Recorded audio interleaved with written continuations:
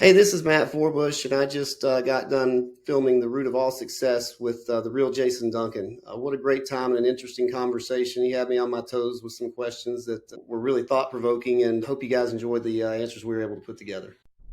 Welcome to The Root of All Success with the real Jason Duncan.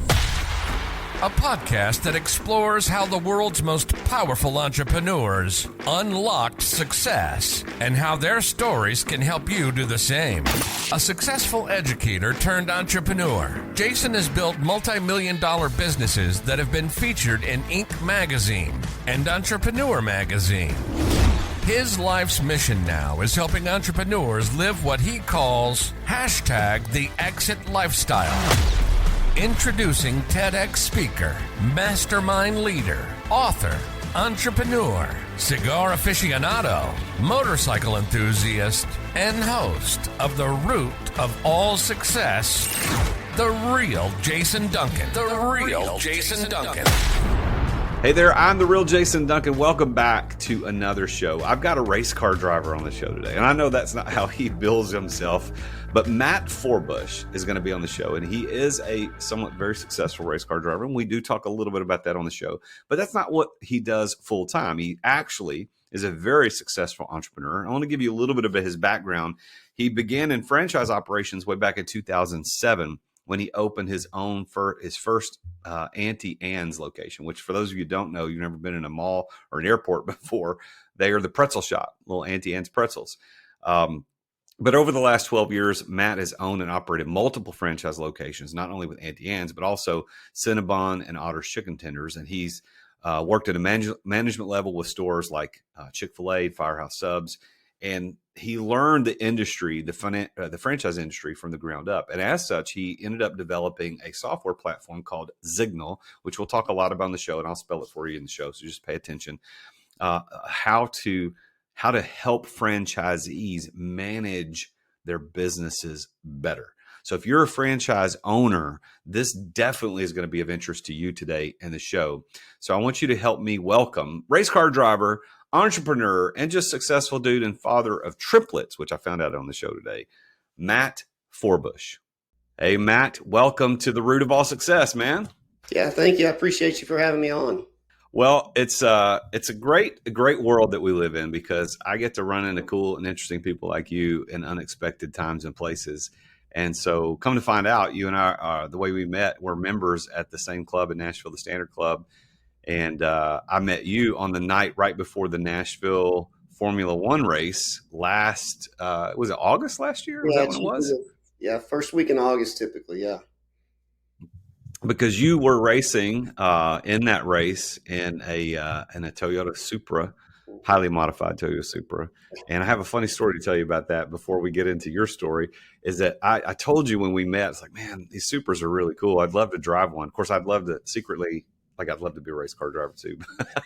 but I was speaking at an event in Pensacola back in January, and I always use Turo when I rent cars. Do you ever use Turo? You know what I'm talking about? A time or two. Yeah, I have a time or two specifically when I'm going to a race. It feels kind of fun to do that. If I'm out on a business trip, I'll take the Hyundai at the Hertz counter, but sometimes on a race weekend, I'll look for something fun and fancy. If it's, like when I was out in Sonoma, actually, I got something fun to drive because it's pretty highways to drive on up there. Get you in the mood for getting to the track.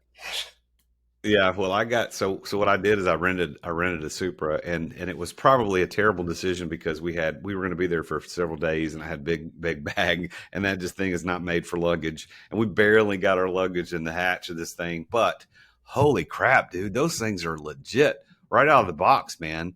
I mean, you just stomp on the gas and it'll just light the tires up no matter how fast you're going. It was so I can't imagine what it's like driving the one that you drove in the Formula One race last year.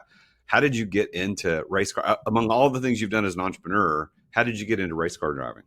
Yeah, so I grew up around my stepfather, who I spent a lot of time with growing up and spent a lot of time with him at the track. He was an oral surgeon by trade, but he was a professional race car driver as well. He actually won the Rolex 24 in class 4 times and Sebring 12 hours 3 times, which those are two of the most are the most prestigious auto races in North America and worldwide for that matter.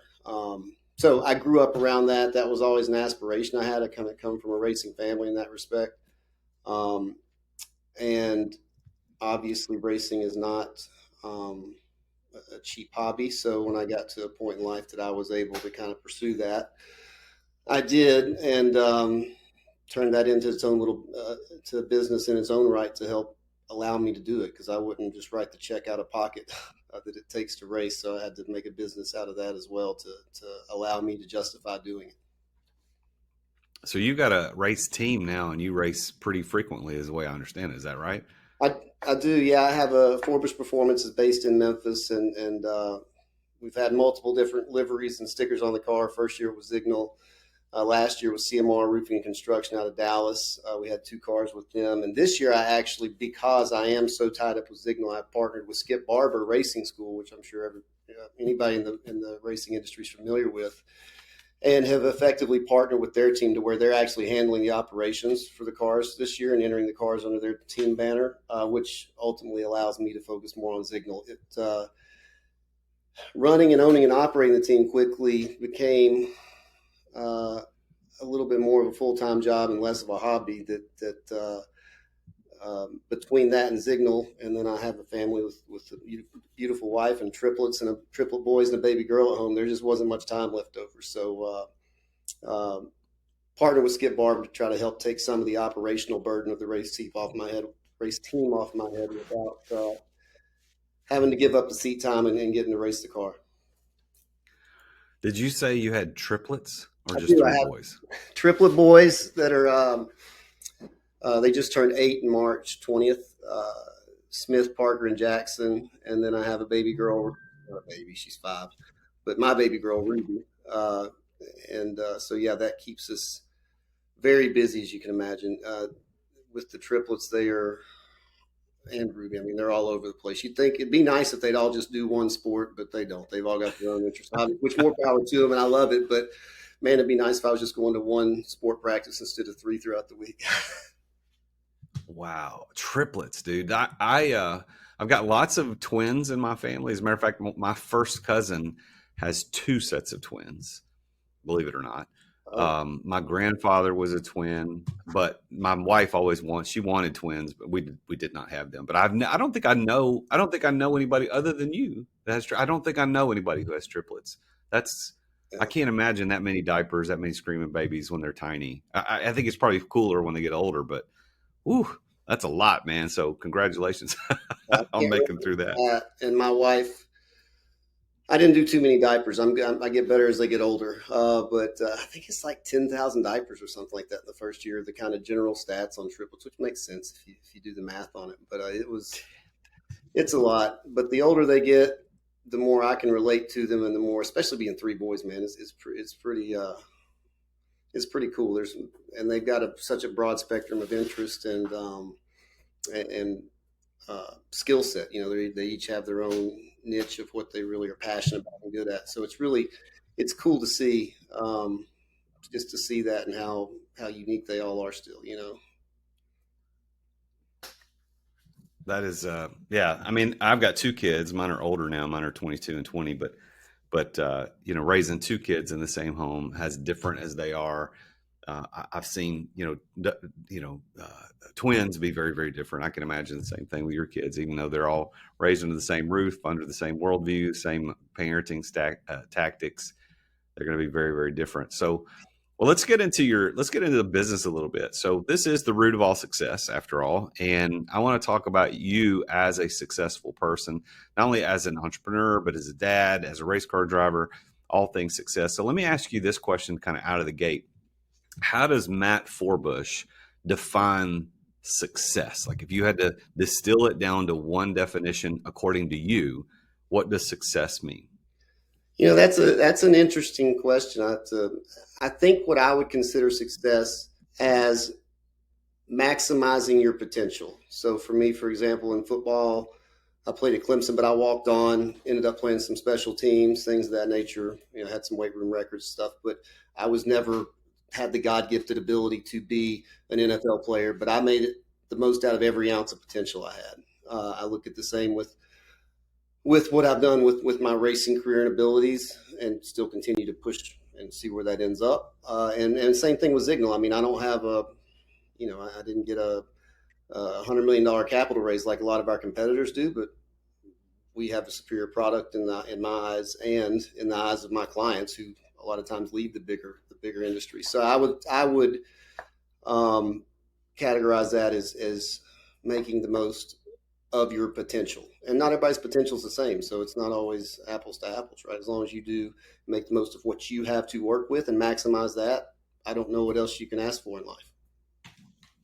So I think that's a great definition. According to your definition, maximizing your potential, do you consider yourself to be a successful person? Yeah, I think so. I absolutely do. I like to say I know a little bit about everything, a lot about nothing. That's because I work with what the God-given abilities and um, resources that I have. I think that I do a very good job of maximizing what I've got to work with. And people in general seem to notice that and appreciate that, and are more drawn, I feel like, to somebody who has a broader spectrum of knowing a business from the inside out. Because in order to maximize your potential, you have to do the dirty work all the way up to the fun stuff and the big meetings and great stuff like this interview, right? I mean, 20 minutes ago, I was out there with my team and we were putting together mounts that we're shipping out to clients. I mean, I do the onboarding myself with most of our clients. So I think the passion and the understanding of the business and really enjoying it and appreciating it is what your clients, in Signal's perspective, they see that and they feel that, and it's just an energy that's there that they see that, and a lot of people that's what they look for, as opposed to some of the more tangible assets of what you might be offering. So you built some significant success in the franchise world, and I talked about this in the intro. You started out with Annie Ann's, you were with Cinnabon, Otter's Chicken Tenders, Chick-fil-A, Firehouse Subs, and then ultimately that led you to build Signal. That's Zignyl for those that are listening. Zignyl, which is a software made by franchisees for franchisees, and so. And then your success in that, financially and otherwise, has allowed you to go do some racing. So this is a pretty. I know when you and I first met, and I said, "Hey man, I'd love to have you on the show." You're like, "I don't know." I think most people like you're like you don't realize how successful you are until somebody on the outside tells you. I love that you think you're successful based on your definition, because otherwise, like, why would you give that definition?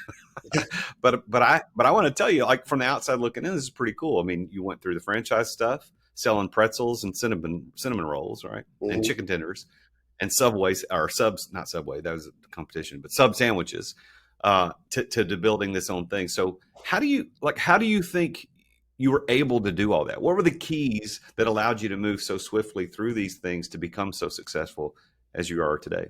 Well, I grew up, to kind of go back to my childhood to a degree and kind of tell the story, kind of begin with the end in mind. I grew up in a family actually of medical professionals. My father's a physician. My stepfather's a physician as well. And they actually always told me, they said, Matt, you need to do something to make money when you're not there, right? To produce when you're not there. They may, as a physician, they had to be in the office to be producing, So I always heard that. I got in by virtue of my brother, who owns some Annie Ann's and UPS stores, things of that nature. I found franchising to be the safest way to start being an entrepreneur, right? And to get into that, because you're taking a reputable business model and just executing it. And not even all franchises obviously are guaranteed. I've had plenty of failures, and even in the franchising industry along the way.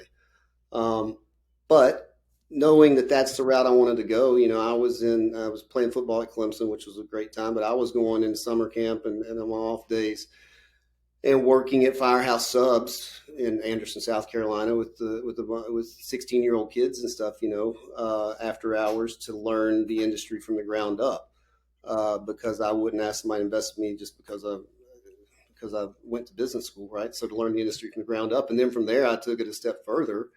And my first job out of college was an hourly position at Chick-fil-A, not even a shift leader, an hourly position initially, working the drive-through and learning how to do that. All to prepare myself to, by the time I was 23, I was able to work with my father and brother, and they were able to kind of get me some of my own Auntie Anne's. But it wasn't just, they weren't, I was very fortunate to have their backing to help me get into it. But there was a lot of time put in on the front end to prepare me to get into that stuff at a younger age. So you got in. So you got into Auntie Anne's was the first franchise that you got into as an owner. Is that right? Correct. Yeah. What was why that? I mean, why did you choose Pretzels? What was it about that opportunity that made you say, this is what I want to start with? Well, to be candid, it's because my brother was into it. He had a bunch of them, and it was an easy system. At my age, it was, most franchisors don't want a 23-year-old kid getting into that necessarily. And I was able to kind of weasel my way in under my brother's umbrella without a formal transfer at that age. So a lot of it was trying to get into it that early. And I was just very fortunate to have some help from my father and brother with that. That's kind of how we got into Auntie Anne's. But as a business model in general, Auntie Anne's is great. I mean, the profit margins are great because it literally is bread and butter. And it's an impulse buy environment. Nobody goes into the mall.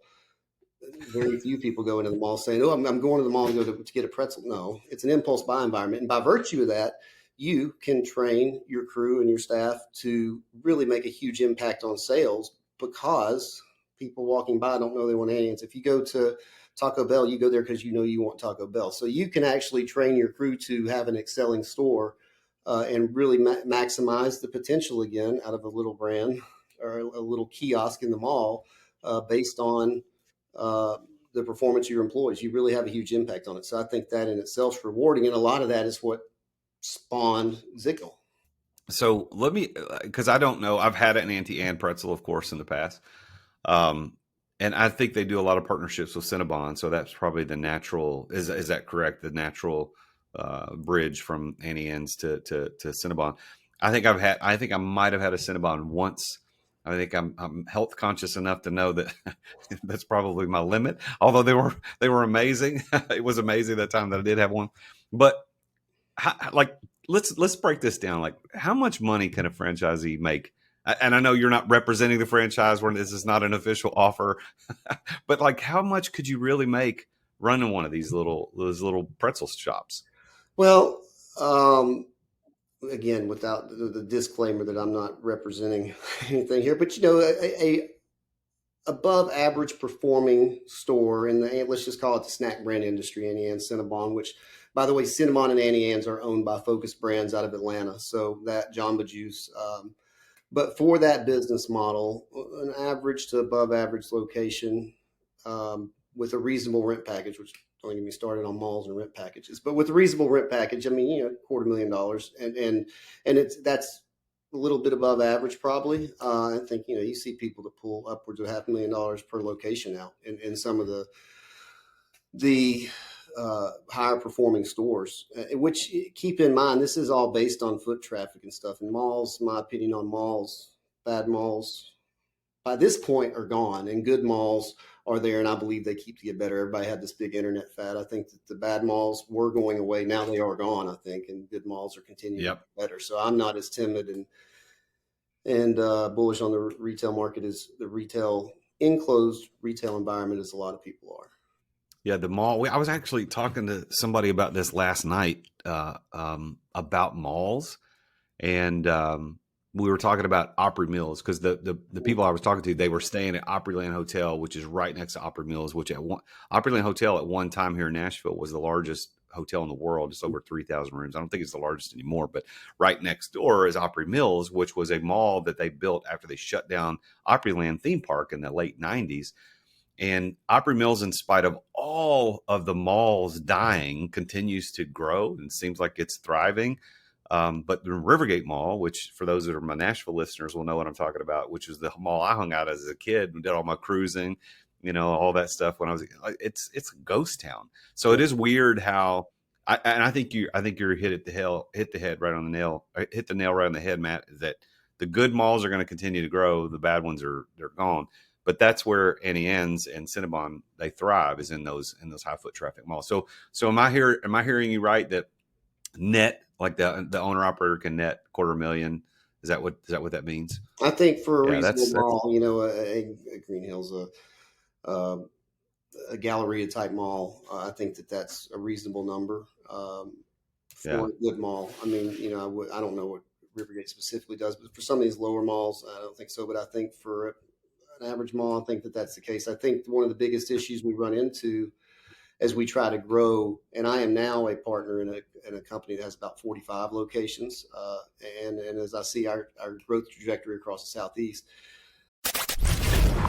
Let's take a quick break to thank our amazing sponsors for making this podcast possible. Hey, I want to talk with you about one of my favorite tools as a salesperson and as an entrepreneur, and that tool is Dub. I want you to imagine for a minute getting an email from somebody, and instead of just being the plain old crappy text in an email, rather than just having a bunch of HTML where it's pictures and stuff, what if it was a video? And the video had a little GIF, and it was playing right there in the email as soon as you opened it, and it had your name. Like it said, "Hello, Jason, check this out." And then you clicked play, and it played right there in your inbox in the window. And it was somebody trying to tell you how great you are, or how awesome they can help you, how good they can help you out. That is the power of video emails.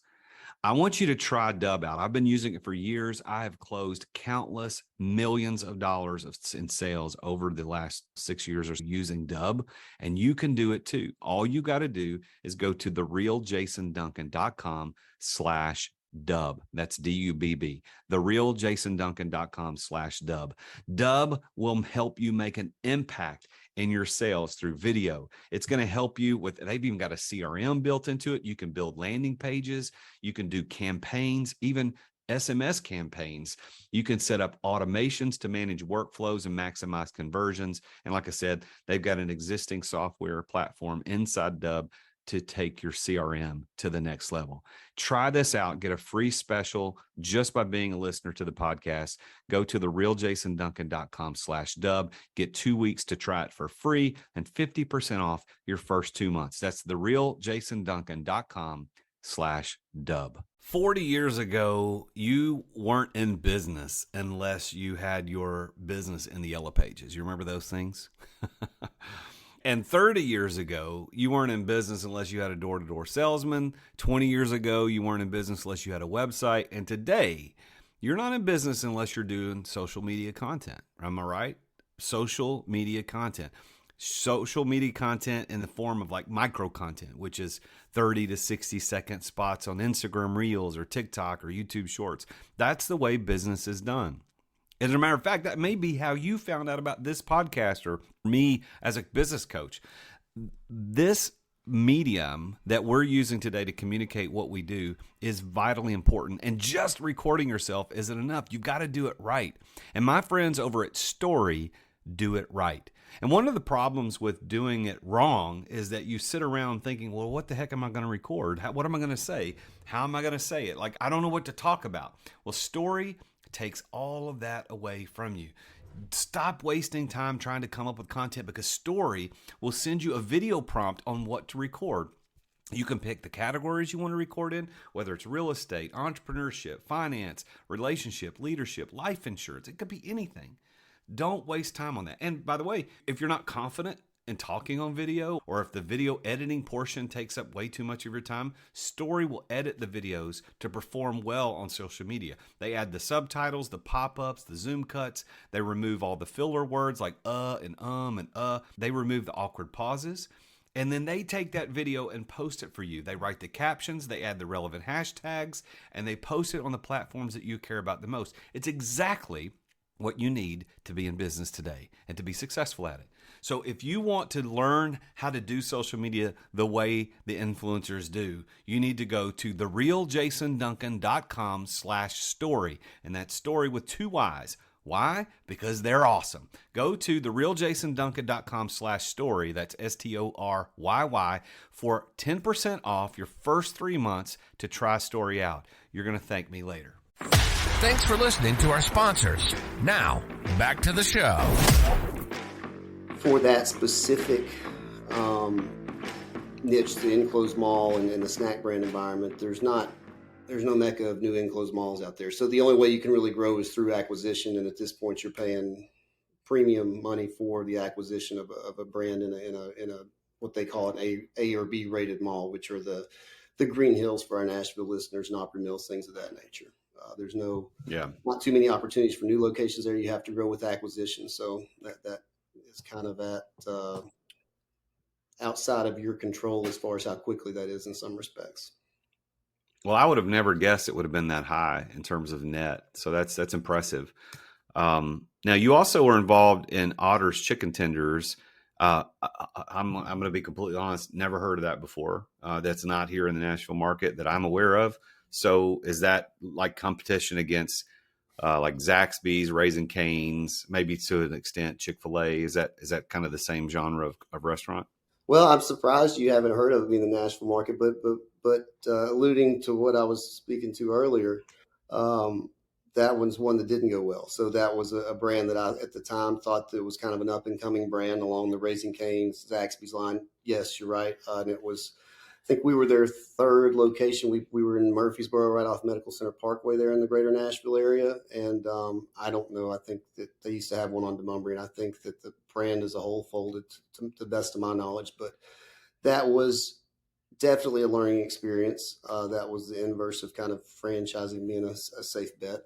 And it was, again, it was an unfortunate learning experience as to, in a bunch of respects for me personally and from a business perspective too, right? I think I was really eager to grow at a young age and kind of wanted to take a long shot that ended up setting me back in the long run for quite some time.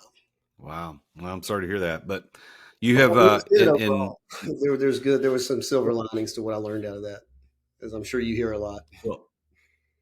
Well, yeah. I mean, Napoleon Hill says in Think and Grow Rich that with every adversity, there is an equal or a greater benefit, the seed of an equal or greater benefit. So, and I love that he uses the word seed, because in that crappy time when a store's shutting down, you're losing money. I mean, I've gone through it too. I think every entrepreneur's gone through at least one big, whoops, this didn't work. We lost money on it. But we all see in that a seed of an equivalent benefit, meaning it's just a seed. It's going to grow into something great later, where you've now succeeded by, with Zignal, which I want to talk about now, is, you've used all of those experiences to develop now a very, very good and successful brand around helping franchise. So let's talk a little bit about Zignal, when it started. Well, first of all, what the hell does it do? What is Zignal? Because if we don't own franchises, we don't know what that means. What is it? Yeah. So the Zignal, and I think he spelled it out earlier, is it at one point was called signal management throughout the process. And so Zignal, Zignyl, is the same phonetics as signal, but I could get the URL and the trademark on it. So I like to tell people, and it sounds cool and catchy. The idea being, if you own 20, 30 locations, or 2 or 3 for that matter, it gives you a signal like a traffic light, a red light, to say this is where you need to pay attention. You can't go through and check 100 tasks at 30 locations every day to make sure they're literally checked off, or compliant, or look at your schedule versus your actual label. All the little things you need to look into. You can't go and filter through that on a daily basis, because then you'd have no time to grow the business. What you need is something that gives you a signal as to where you need to pay attention throughout the day. So that's where Zignal and Signal came from. To answer what it does is knowing the franchise industry as intimately as I have growing up, there's a huge fear of group employment in the industry, which is the whole premise behind franchising. And I think when I got into this, it was during the Obama administration, and it got to the point where the franchisor would not give you as much as a now hiring sign, because of the fear of the group employment suits that could come against the franchisor, which would blow the whole franchising model up for the most part. So in a nutshell, what Zignal does is it provides the franchisee with the services a franchisor can't for fear of group employment. I mean, that's all. There's a bunch of back office stuff that largely handles with the with the management of the employees directly, payroll, incentives, employee performance, things of that nature, because that's the arm's length that the franchisor wants to keep away. Say, we've got to deal with you, Matt. You manage your own employees. We don't want any crossover between you and the employees. That's your issue. So I provided Signal. We sell directly to the franchisee, not to the franchisor. The services that traditionally a franchisee's either had on paper in their back office or a complexity of spreadsheets, Excel spreadsheets across the board. Okay. So you're helping manage that franchisee's whole systems, from employee engagement. I would imagine too that compensation, point of sale stuff, all of that. Is that right? All of that stuff together? Yeah. And again, at a 90,000 foot view, what coming from an impulse buy industry as I did, and seeing the impact, trained and an energetic and engaged staff can do for sales. Holistically, what Signal's intended to do is help change human behavior for the best, right? And that's quite simply through two methods. One is through transparency, so that the signals of, okay, this isn't going right, and giving owners quick transparency as to where their attention needs to be directed. And two, and probably more importantly and more uniquely, is by rewarding the employees, and kind of if the store wins, everybody wins. And that's 100%, at least in my opinion, based on sales performance. So really give the employees a feeling of ownership, and reward them when they perform above average. So let me ask you this. As an entrepreneur myself, and most of our listeners are entrepreneurs, I am always on the lookout for a business to invest in. I'm always on the look, like, what could I buy? What could I to add to my portfolio of companies to produce cash flow, et cetera. I'm not asking you officially. This is just two guys talking on a podcast here. But like, what do you see in the franchise space that is a great opportunity right now for somebody like me or one of our listeners say, you know what, this is a good franchise opportunity. Invest in this. Low time, maybe even low investment, although that's not necessarily what I'm looking, but low time involvement for maximum return of cash flow. What do you have your finger on the pulse of that to give us some ideas, inside tip? As I don't specifically as far as an up and coming brand name, but I think I can give you in the scenario you gave me a much better advice. And I think it's kind of somewhat irrelevant of the brand to a degree. If you're looking for passive income off a franchise, make sure you find a good operating partner that has equity as well. Because unless you can live, eat, sleep, and breathe, and I see this all the time, people who have maybe a pilot over here or have a job with reasonable income, and they say, well, I'm going to get an Annie Ann's, and we're just going to kind of run it on the side, and you're not pulling 250 out of it. I can promise you that, because it's a full-time job. Now, that being said, you can leverage your either borrowing power or cash, whatever it may be, and find the right operating partner who's somebody who may not have had the opportunity that you do to bring the cash to the table. That's where it works out so well. I mean, everybody knows Chick-fil-A is a perfect example of this. I don't know if you know or how many of our listeners know how Chick-fil-A works, but they give the person who owns and operates a Chick-fil-A doesn't formally own it. Chick-fil-A owns the building, they lease it back to them. But effectively, it's somebody who couldn't probably have had that opportunity elsewise, and they don't let them have more than a store or two, and they require it to be their primary source of employment. So skin in the game for somebody who's living there day in, day out. That's what it's taking. You take about any brand out there and you put the right owner operator in there who lives, eats, sleeps, and breathes it, you'll have a successful one. I don't advise anybody to just get one and think it's just because it's got a good brand name, it's going to take care of itself. Yeah. Well, and that's the thing. I mean, you've been able to be an investor in these now that you've kind of built up your portfolio. You got several of these locations, multiple locations. But what I think is cool about what you've done, Matt, is that you get to go racing, even though it's not full time. Like, you've developed a lifestyle, which I like to call the exit lifestyle, that allows you to do what you want, right? You can go and spend the first week of August racing a car really, really fast around a racetrack in Nashville. And that's a dream of mine. I would love to do that. I would love to be able to have that opportunity. So you've built a life that allows you to do that and all the other stuff with 4 kids and everything else you got going on. So congratulations. I think that's what we're all aiming for, is how do we build a business that provides us the opportunity to live the lifestyle that we truly desire? So congrats. I think you're killing it, man. From the outside looking in, this is great. Well, I appreciate it. What do you think about it? I like to say I'm always working, but I'm never working. And so that's kind of the trade-off between kind of the entrepreneurship track, if you will.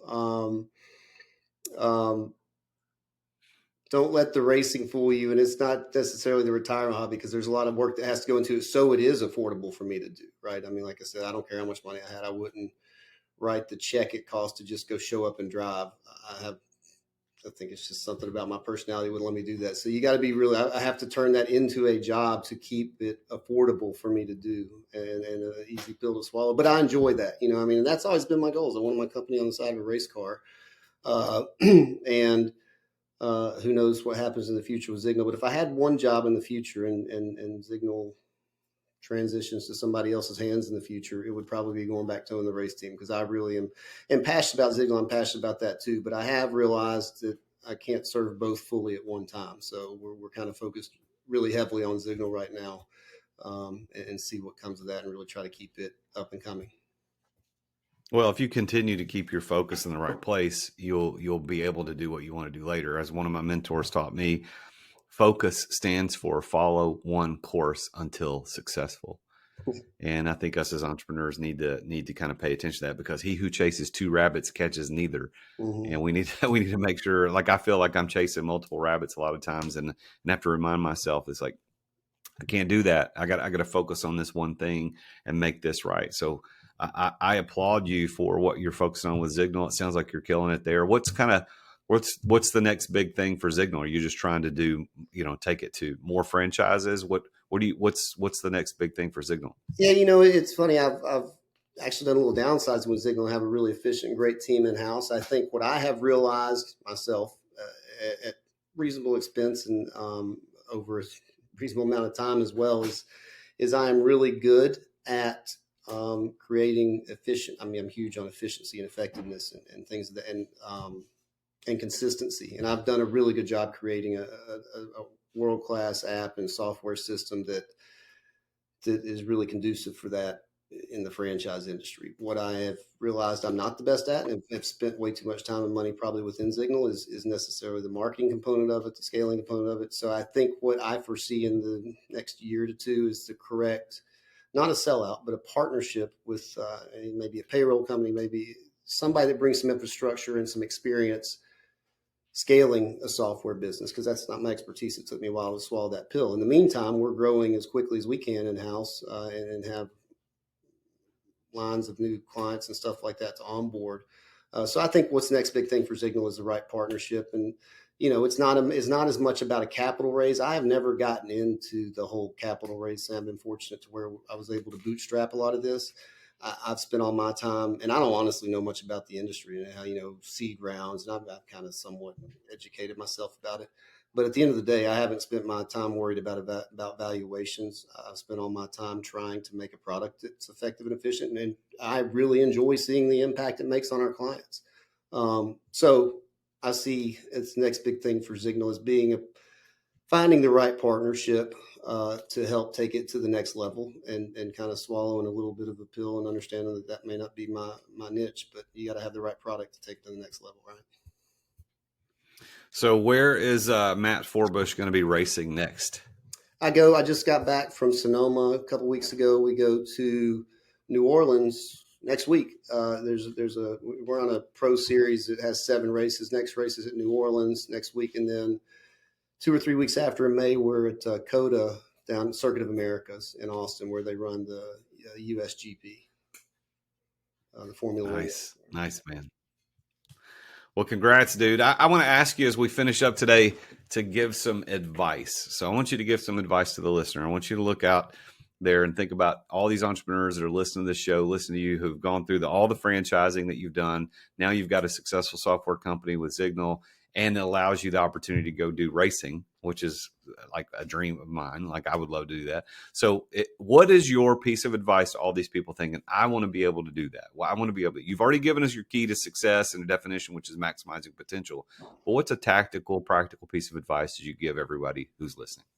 I think what I find every day is, Rome wasn't built overnight. And you always hear these really sexy stories of somebody went from $0 to $1 billion overnight. Right. And I don't know who those people are and would love to meet some of them, but I think it's really about, just grinding it out. It's taken me 4 or 5 years to really get Signal to a point where people like you and which I'm very fortunate to go speak on a panel in Chicago here in a couple of weeks, and the clients were starting to gain.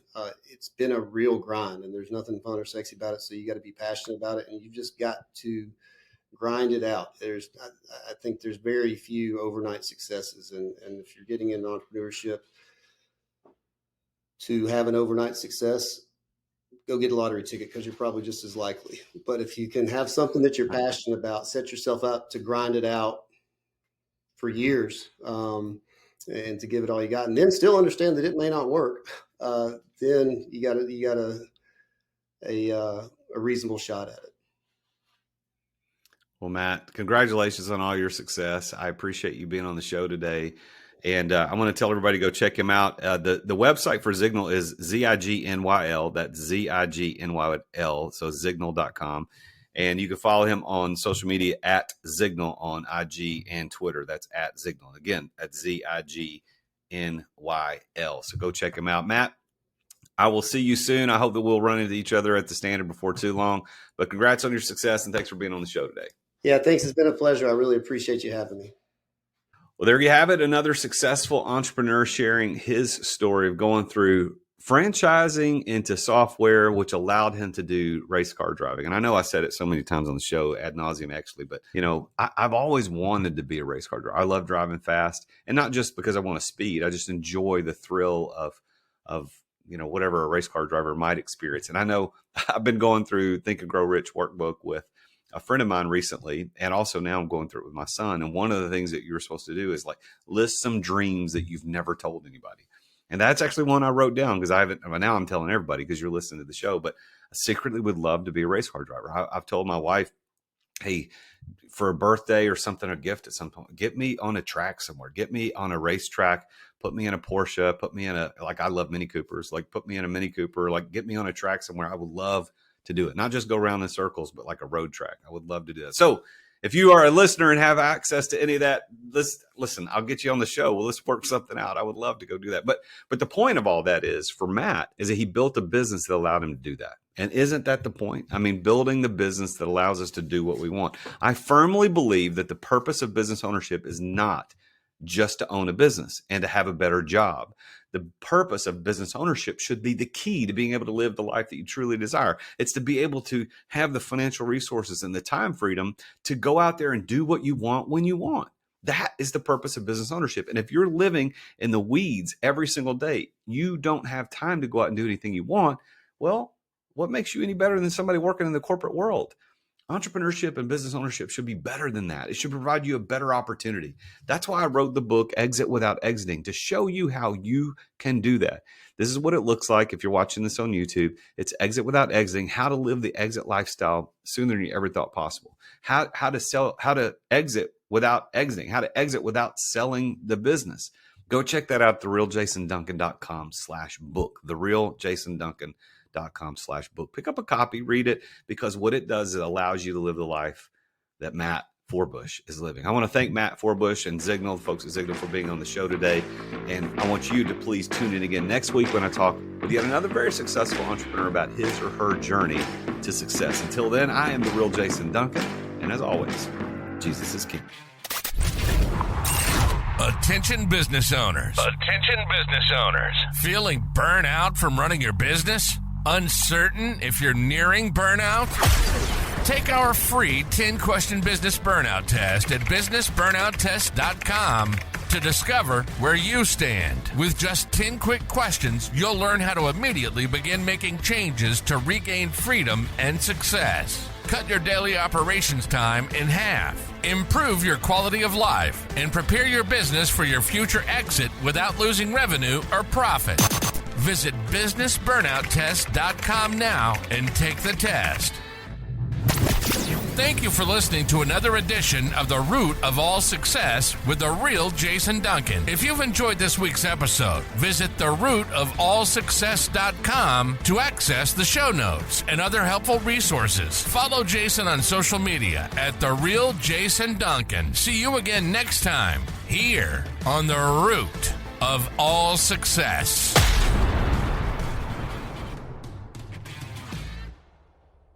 This podcast is a part of the C-Suite Radio Network. For more top business podcasts, visit c-suiteradio.com.